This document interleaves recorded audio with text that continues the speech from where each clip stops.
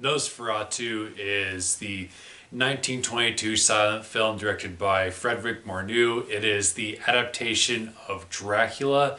It is the earliest surviving adaptation of Dracula.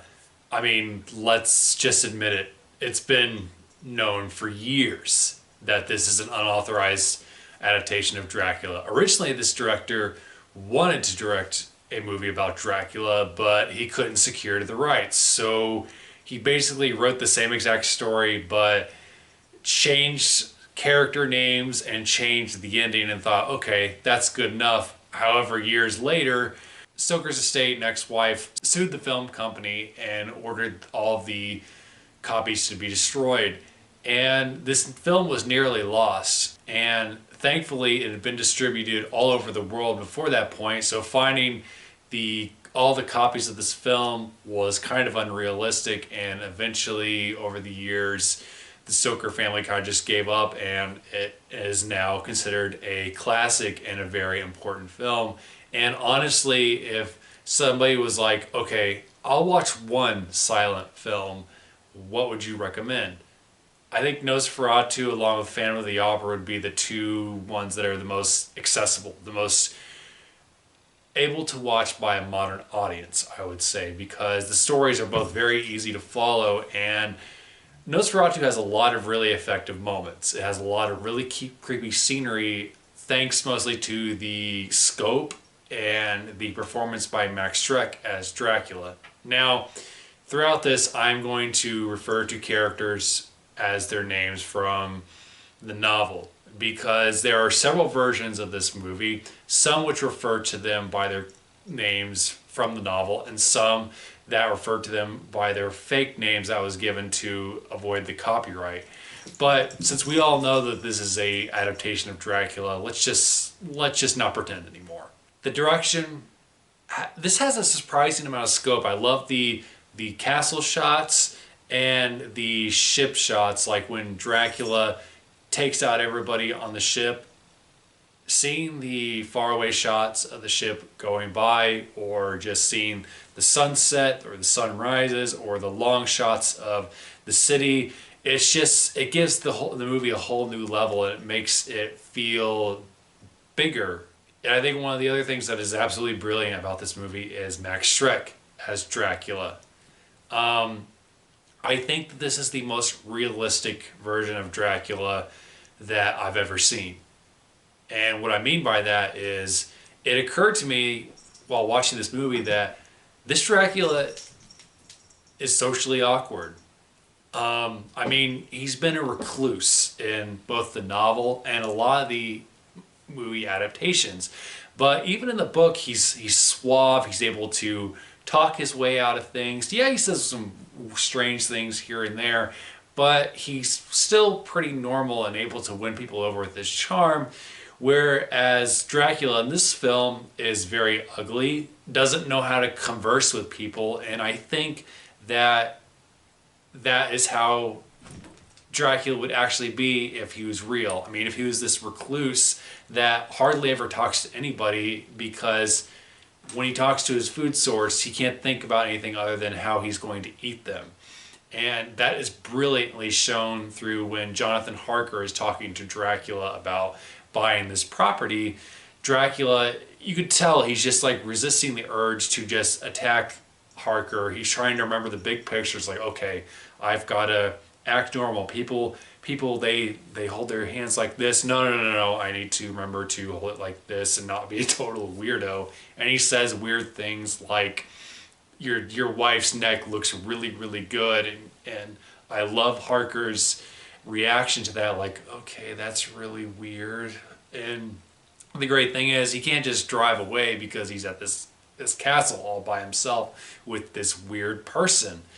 And I just love that. This is the first socially awkward vampire to ever be put on film, and it's not like the Edward type of socially awkward. It's clearly this individual doesn't know how to talk to everyday people because he's essentially a monster.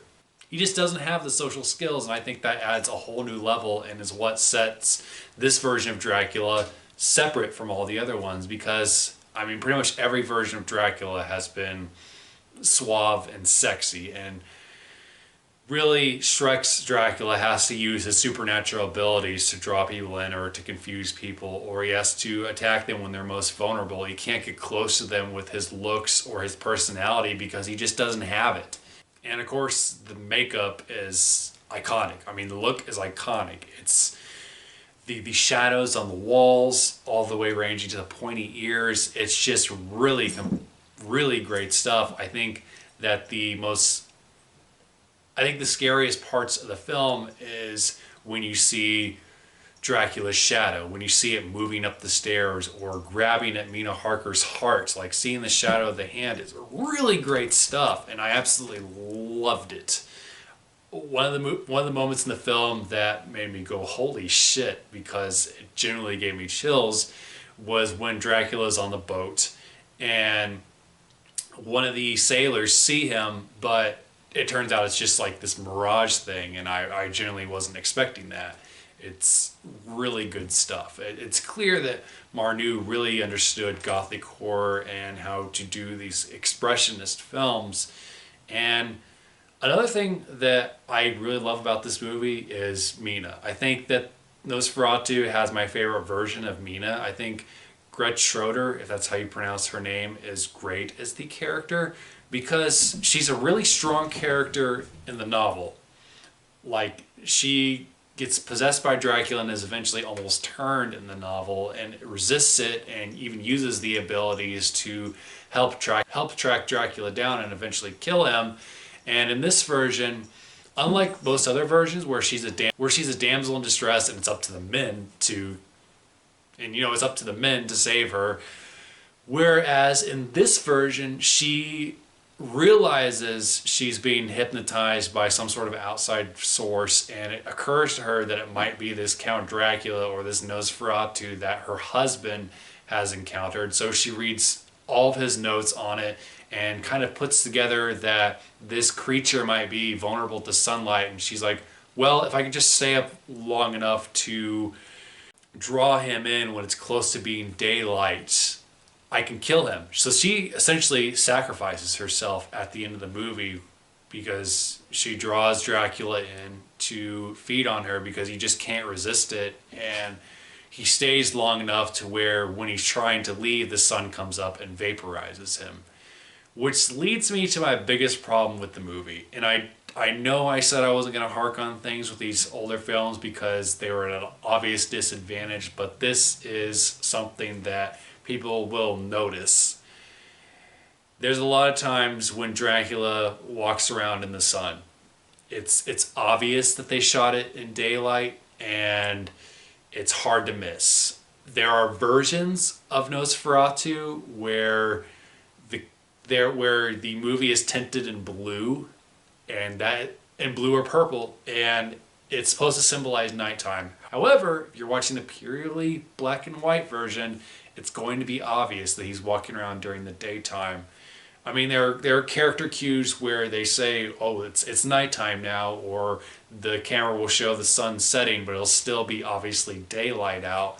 It's just something that you kind of have to get over, but it's hard to do so because that's how Dracula is killed. Now, in the novel, Dracula is weakened by sunlight, but it doesn't kill him. And it's not really explored why that particular moment in the movie kills him, like why early daylight kills him. Like, I mean, they could have come up with something, and that's really just my biggest problem with Nosferatu. It's a big critical error that I think that they shot the movie in black and white, and they're like, well, the light's not going to show up, and they're like, oh shit, it's really obvious that this is daytime. And it's clear why they shot it that way, because there are nighttime scenes in the movie and they don't look that great. Like, it's hard to see what's going on. So I understand why they had to go that route, but you know, from a story standpoint, it's gonna probably bug a lot of people that are OCD. But other than that, this is a golden age film.